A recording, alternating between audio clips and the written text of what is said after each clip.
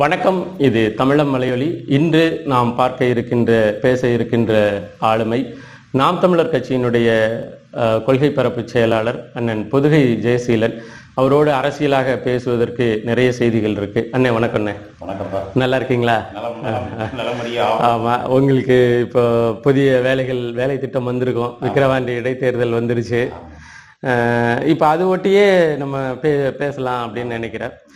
கடந்த இடைத்தேர்தல், அதாவது கடந்த பாராளுமன்ற தேர்தலில் நீங்கள் தமிழ்நாடு முழுமைக்கும் சுற்றுப்பயணம் செஞ்சுருந்தீங்க. நாம் தமிழர் கட்சியினுடைய கொள்கைகள் எல்லாம் பல நாட்கள் தங்கி பேசியிருந்தீங்க. குறிப்பாக நம்ம நாம் தமிழர் கட்சியினுடைய தருமபுரி வேட்பாளர்கிட்டயே அந்த பரப்புரையிலேயே நீங்கள் 4-5 நாள் தங்கியிருந்தீங்க. ஏன்னா நான் பக்கத்தில் சேலத்தில் இருந்ததுனால பார்க்க முடிஞ்சுது. என்னை விட நான் ஒரே ஒரு கூட்டத்துக்கு மட்டும் அபிநயா அவங்கள்ட்ட பேசிட்டு வந்துட்டேன். ஆனால் நீங்கள் தொடர்ந்து அந்த பரப்புரையிலேயே இருந்தீங்க, தொடர்ந்து இருந்தீங்க. தனிப்பட்ட ஆளுமையாக திரு அபிநயா பொன்னிவளவன் எந்த அளவுக்கு தகுதியான வேட்பாளர்? அதை படித்திருக்கின்றார் என்பதை தாண்டி அவங்க அப்பா இந்திய இராணுவத்தில் பணிபெற்று ஓய்வு பெற்றவங்க.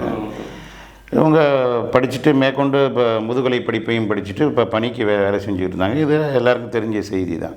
ஆனால் அவங்க உள்ள வேட்பாளராக வரும்பொழுது ஆன முதிர்ச்சி என்பது வேறு. அதன் பிறகு ஒவ்வொரு மேடை 2-3 மேடை 3 மேடை அப்படி மக்களை சந்திப்பு அப்படின்னு போன பிறகு அவங்க அடுத்த கட்ட வளர்ச்சியை நோக்கி வந்துட்டாங்க. மிகச்சிறந்த தேர்ந்த பேச்சாளராக மாறிட்டாங்க. அந்த இடத்துலேருந்து நிருபர்கள் கேட்கிற அந்த திடீர்னு கேட்கின்ற கேள்விகளுக்கெல்லாம் ஒரு நீண்ட காலம் அரசியலில் பயணித்த ஒரு ஆளுமையை போல உடனடியாக சாதுரியமான அறிவார்ந்த பதிலை சொன்னதை நான் பக்க அருகிலிருந்து நான் பார்த்தேன். ஒவ்வொரு மேடையிலையும் அவங்களுடைய பேச்சு மெருகேறி கொண்டே இருந்தது. நிறைய சந்தேகங்கள்லாம் கேட்பாங்க, என்ன சரியாக பேசினேன் நான் என்னெல்லாம் கேட்பாங்க. அந்த வகையில் மிகச்சிறந்த ஒரு திறன் வாய்ந்த ஒரு வேட்பாளர் தான். அதில் அங்கே நின்னாங்களே வேறு வழி இல்லாமல்லாம் கொண்டாந்து அப்படியெல்லாம் எதுவுமே கிடையாது. மிக திறன் வாய்ந்த வேட்பாளர். ஒவ்வொரு சளைக்காமல் வேலை பார்த்தாங்க களத்தில்.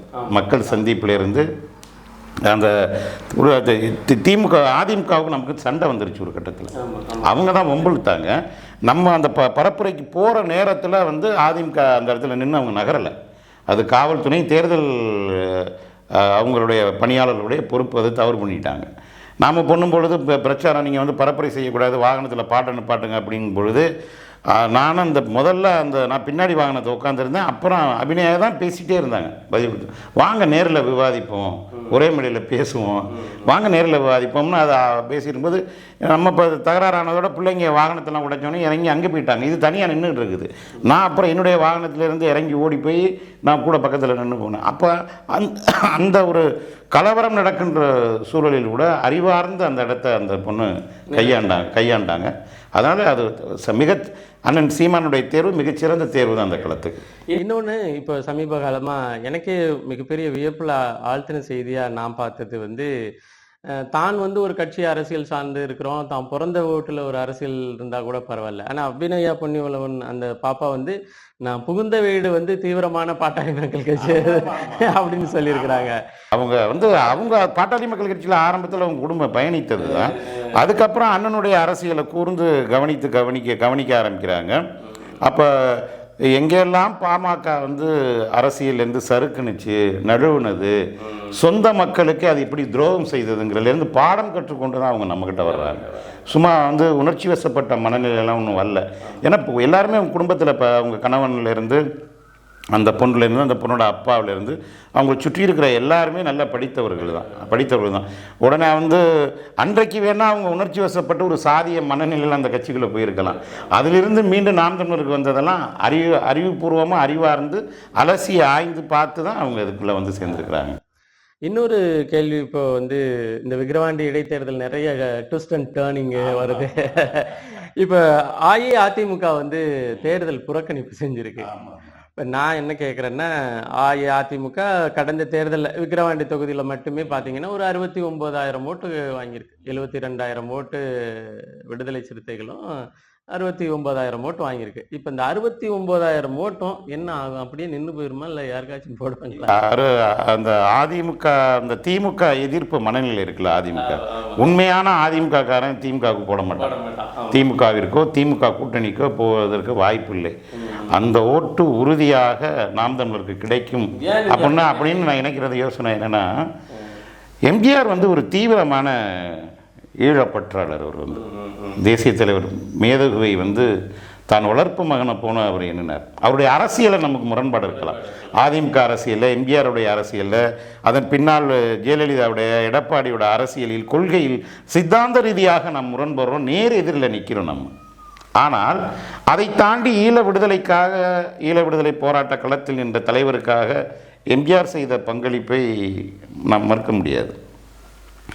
அதே போல் நான் கன்னடத்து பிராமணத்தி அப்படி என்று அறிவித்து கொண்டதோடு மட்டுமல்லாமல், நான் பிரபாகரனை தூக்கில் போட வேண்டும் என்றெல்லாம் சொன்ன ஜெயலலிதா தான் பிற்காலத்தில் மனது மாறி தன் கொள்கை நிலைப்பாட்டிலிருந்து நேரடியாக மாறி 70 விடுதலைக்கு அவங்க தான் முக்கியமான ஒன்று செய்தாங்க.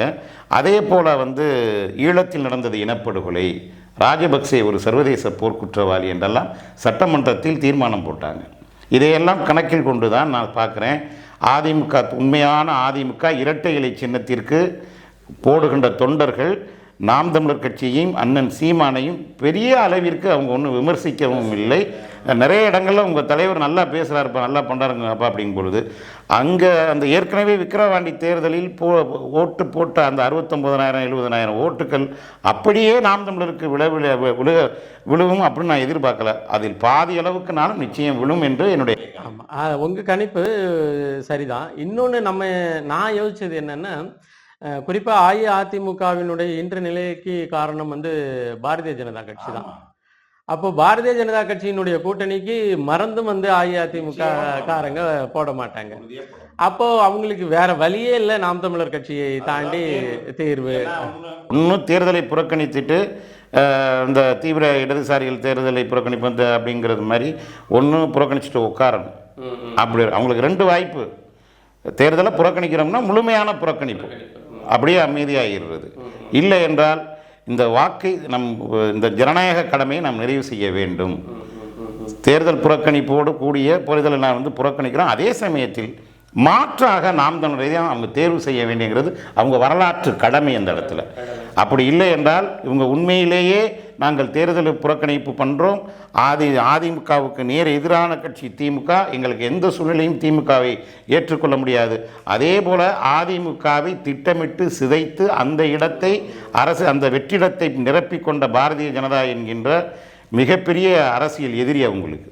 இந்த இருபெரும் எதிரிகளையும் வந்து பழிவாங்க வேண்டும், வீழ்த்த வேண்டும். அந்த இடத்தில் ஒரு நல்ல தமிழ் பிள்ளை வளர வேண்டும், உண்மையான பற்று கொண்ட கொள்கை கொண்ட வரணும். அப்படின்னா அவங்க வந்து தேர்தல் புறக்கணிப்போடு கூடிய நாம் தமிழர் ஆதரவு என்கின்ற நிலைப்பாட்டை எடுக்க வேண்டும் என்பது தான் என்னுடைய எதிர்பார்ப்பு, வேண்டுகோள். இன்னொரு எனக்கு ஒரு கேள்வி, எனக்கு இந்த விக்கிரவாண்டி இடைத்தேர்தல் வந்து ஆரம்பிச்ச ஒன்றுமே எனக்கு ஒரு பெரிய கேள்வி என்னன்னா, இப்போ வந்து விழுப்புரத்தில் ஒன்றுபட்ட விழுப்புரம் தொகுதியினுடைய வெற்றி வேட்பாளராக விடுதலை சிறுத்தைகள் கட்சி வெற்றி பெற்றிருக்கு. ரவிக்குமார் அண்ணன் வெற்றி பெற்றிருக்கிறாங்க. அப்போ வந்து விழுப்புரம் தொகுதிக்குள்ளதான் விக்கிரவாண்டி வருது, விக்கிரவாண்டிக்கு இடைத்தேர்தல் வருது. இப்போ தேர்தல் காலத்திலேயும் விடுதலை சிறுத்தைகளுக்கு மிக குறைந்த எண்ணிக்கையில தான் திராவிட முன்னேற்ற கழகம் சீட்டு கொடுத்துச்சு. இன்னொன்று வந்து அந்த இடத்துல விழுப்புரத்தில் உள்ள விக்கிரவாண்டியில் விடுதலை சிறுத்தைகள் கட்சி கூட்டணி கட்சியிலே நின்னா கூட 72,000 வாக்கு அதிகமாக வாங்கியிருக்கு. அப்போ ஒரு மானசீகமா ஒரு ஒரு ஒரு ஆத்மார்த்தமா திராவிட முன்னேற்ற கழகம் தன்னுடைய வேட்பாளரை அறிவிக்கிறதுக்கு முன்னாடி விடுதலை சிறுத்தைகள்கிட்ட கேட்டிருக்கலாம்.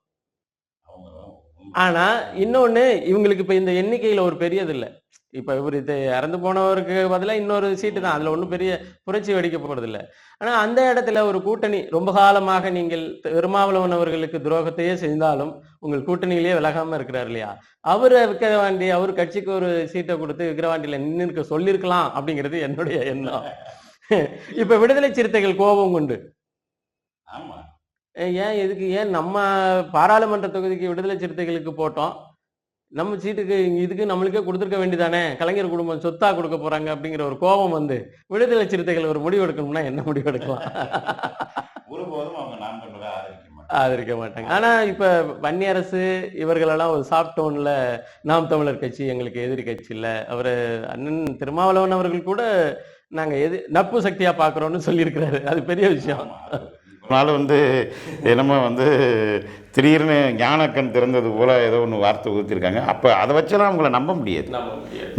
ஏன்னா அவங்க முழுக்க முழுக்க திராவிடத்தின் வேலை திட்டத்துக்குள்ளே போயிட்டாங்க. எந்த நோக்கத்துக்கு அவர் மாதிரி தமிழ் தேசியம் பேசி தமிழில் விடுதலையை ஆதரித்தவர்கள் யாரும் கிடையாது. இன்றைக்கு தமிழீழ விடுதலை போராட்டத்தை நசுக்கிய 4ஆம் கட்ட ஈழப்போரில் ஒரு திட்டமிட்ட இனப்படுகொலை நடத்திய காங்கிரசின் கூட்டாளியாக இருந்த திமுகவை இன்று வரையும் தூக்கி பிடித்து கொண்டு திராவிடம்தான் தீர்வு, இதுதான் தமிழ் திராவிடத்திற்கு உள்ளடக்கம்தான் தமிழ் தேசியம் அப்படின்னு சொல்லிட்டு ஒரு பொய்யான சித்தாந்தத்தை போயிட்டு அப்படியே மூடி மறைக்கிறது அப்படிங்கிற வேலையெல்லாம், சித்தாந்தம் முட்டு கொடுக்கின்ற வேலையெல்லாம் அவங்க ரொம்ப ஏற்றுக்கொள்ள முடியாத அளவுக்கு போயிட்டாங்க. அதனால ராஜபக்சேயை கூட அவங்க ஏற்றுக்குவாங்க, அண்ணன் சீமானெல்லாம் ஒருபோதும் ஏற்றுக்கொள்ள மாட்டாங்க. வருத்தம் என்ன, நம்ம அவருக்காக வருத்தப்படுறோம். ஏங்க உங்களுக்கு இல்லை, நீங்க விக்கிரவாண்டியில் நின்றுக்கலாமேன்னு நம்ம அவங்கள துணைக்கு சேர்க்க போறது இல்லை. இருந்த பொழுதும் இன்ன தொகுதியில அவருக்கு கொடுத்துருந்தா இன்னொரு சீட்டு விடுதலை சிறுத்தைகள் இருந்திருக்கலாமேன்னு நம்ம யோசிக்கிறோம். இதை கூட அவங்க யோசிக்க மாட்டாங்க. நம்மளை அதானே சொல்றேனே, நம்ம அதை இப்படியெல்லாம் அண்ணன் ஒரு அறிக்கையாகவே கொடுத்தா கூட இவர் எதிர்காலத்தில் எப்படியாச்சும் நம்ம ஆளை கூட்டணிக்கு இழுப்பார் அப்படிங்கிறதுக்காக பண்ணுறாரு போல இருக்கு அப்படிங்கிறது மாதிரி ஒரு மாதிரி தான் பண்ணுவாங்களே தவிர அவங்க எப்போதும் நாம் தமிழரை விரும்ப மாட்டாங்க. அவங்க விலகிட்டு போய் தமிழ் தேசியம், தமிழியம், தமிழ்நாடு மொழி விடுதலை அப்படிங்கிறதெல்லாம் நோக்கி அவங்க வேற மொழி பாதையில் போக ஆரம்பிச்சிட்டாங்க. இன்னொன்று, தமிழ் தேசிய ஓர்மையில் சாதிய கட்சிகளினுடைய கட்டமைப்பு சிதைக்கப்படுங்கிறத அவங்க ஆழமாக நம்புறாங்க. அதனால தான் வெளியில வேற வழியில எல்லாருக்கும் முன்னாடி கை கொடுக்க வேண்டியது இருக்கு. ஆனா நமக்கு தான் நான் என்ன சொல்றேன்னா தம்பி, திமுக அதிகாரத்திற்கு வந்த பிறகு எத்தனை ஆணவ படுகொலை நடந்திருக்கின்றது, எத்தனை ஜாதி ரீதியான படுகொலை நடந்திருக்கின்றது. இது ஏன் திமுக வரும்போது மட்டும் ஏன் குறிப்பாக நடக்குது, அதிகமாக நடக்குது ஒப்பீட்டளவில்? அதிமுகவோடு இப்போ ஒப்பீட்டளவில் பார்க்கும்பொழுது திமுக வரும்போது ஏன் அது அதிகமாக நடக்குது? அப்போ அப்படிங்கிறத அவங்களுடைய விடுதலை சிறுத்தைகளுடைய தலைமை சிந்தித்து பார்க்க வேண்டும். இரண்டாவது, திமுகவுடைய எம்எல்ஏவும் அவங்களுடைய மருமகனும் ஒரு பட்டியலின பெண்ணை கொடுமைப்படுத்துறது நடந்துச்சு. அதே போல் சேலத்தில் திமுக ஒன்றிய செயலாளர் ஒரு பட்டியலின சமூகத்தை சார்ந்த பிள்ளையை எப்படா கோயில் பக்கம் நீ வந்தேன்னு போட்டு அடித்தான். இது தொடர்ச்சி. இப்போ சேலத்துக்கு தீத்தானிப்பட்டிய ஒரு ஊர் சேலத்துக்கு பக்கத்தில் மிகப்பெரிய கலவரம் நடந்தது. அதே போல் திரௌதி அம்மன் கோயில் பிரச்சனை. இப்படி நீங்கள் தொடர்ச்சியாக நீங்கள் பார்த்துக்கொண்டே இருந்தீங்கன்னா சாதிய மோதல், சாதிய படுகொலை இது நடந்துக்கிட்டே இருக்குது. இது நடக்கிறது திமுக ஆட்சி காலத்தில், சமூக நீதி காவலுடைய ஆட்சி காலத்தில். சமூக நீதி குழுன்னு ஒன்று போட்டு அதில் சுபவி தலைவராக இருக்கார். இப்படியெல்லாம் இருக்காங்க. இவங்க என்ன பண்ணாங்கங்கிறதுக்கு இதற்கெல்லாம் எதிர்வினை திமுகவுக்கு எதிராக விடுதலை சிறுத்தைகளோட ரோல் என்ன, இவங்க என்ன பண்ணாங்க? அப்போ எந்த மக்களை வைத்து நீங்கள் அரசியல் நடத்தி கொண்டிருக்கின்றீர்களோ அவங்களுக்கு குறைந்தபட்ச பாதுகாப்பிற்காக ஒரு அடையாள போராட்டம் கூட நீங்கள் நடத்தலையே. வேங்கை வேலையில் என்னவனையும் குற்றவாளி என்ன முழுமையாக கண்டுபிடிக்கிறதுக்கு எத்தனை வருஷம் ஆயிடுச்சுன்னு நீங்கள் பாருங்கள். இதெல்லாம் அப்படி நம்ம சொல்லிக்கிட்டே போகலாம். அதனால் அவங்க எந்த மக்களுடைய விடுதலைக்காக பாடாட்டுகின்றோம் என்று சொல்கின்றார்களோ அதற்கே அவர்கள் நேர்மையும் உண்மையும் இல்லை என்பதுதான் என்னுடைய குற்றச்சாட்டு. அதனால் ஒருபோதும் நான் வரவேற்கின்றேன் தோழர் வன்னியரசு சொன்னதையும் அண்ணன் திருமா சொன்னதையும். நாம் தமிழர் என்பது நட்பு சக்தி என்று இன்றைக்காவது புரிந்ததே என்பதற்கு நான் பாராட்டுறேன், வரவேற்கிறேன். நான் அதுக்காக ரொம்ப மகிழ்ச்சி, நன்றி தெரிவிச்சுக்கிறேன். ஆனால் ஒருபோதும் அவர்கள் நம்மளை நம்மளோட இணைந்தெல்லாம் அவங்க பயணிக்கிறதுக்கான ஏன் அரசியல் அறிவுக்கு எட்டிய வகையில் வாய்ப்பு இல்லைங்கிறது என்னுடைய கருத்து. மிக உங்களுடைய ஒரு நெருக்கமான காலகட்டத்திலையும் கூட தமிழ் மொழிகளுக்காக நேர்காணல் கொடுத்ததுக்கு நன்றி. விக்கிரவாண்டி தேர்தலில் சந்திப்போம், காலத்தில் சந்திப்போம். ரொம்ப நன்றி அப்பா, வணக்கம், மகிழ்ச்சி.